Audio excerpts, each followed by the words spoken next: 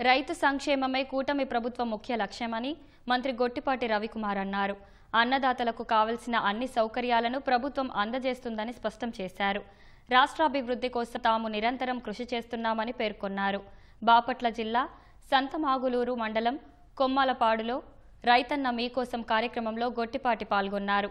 అర్హులైన ప్రతి రైతుకు అన్నదాత సుఖీభవ నిధులు జమయ్యేలా అధికారులు బాధ్యత తీసుకోవాలని ఆదేశించారు. బాపట్ల జిల్లా వ్యాప్తంగా 108.47 కోట్లు ఇచ్చామన్నమాట. దాదాపు రాష్ట్ర ప్రభుత్వం 80 కోట్లు ఇచ్చింది, కేంద్ర ప్రభుత్వం 28.25 కోట్ల రూపాయలు ఇచ్చింది. ఇవన్నీ కూడా ఈ ప్రభుత్వం అధికారంలోకి వచ్చిన తర్వాత ఇవన్నీ చేస్తా ఉంది. ముఖ్యంగా ఇప్పుడు పంట మార్పిడి కావాలి, అందరం ఒకే పంట వేస్తాము, లాభసాటమైన పంటలు కూడా ఏమని చెప్పి ముఖ్యమంత్రి గారు పదే చెబుతున్నారు. గతంలో 5 సంవత్సరాలు ఎక్కడ కూడా ఒక్క కాలువ కూడా రిపేర్ చేయాలి.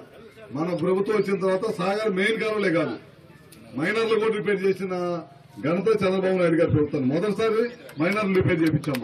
ఈ ప్రభుత్వం అధికారంలోకి వచ్చిన తర్వాత ఏది రైతులకు అవసరం, కాలువల్లో నీళ్లు అందించడం కానీ, పంటలకి నాణ్యమైన విత్తనాలు కానీ, ఎరువులు కానీ, మొన్న మధ్య ఎరువులు టైట్ ఉంటే ఇమీడియట్ గా దాన్ని రెక్టిఫై చేసి కేంద్ర ప్రభుత్వాలతో ముఖ్యమంత్రి గారు మాట్లాడి ఇమీడియట్ గా రెక్టిఫై చేసి ఎరువులు అందించే కార్యక్రమం చేశారు.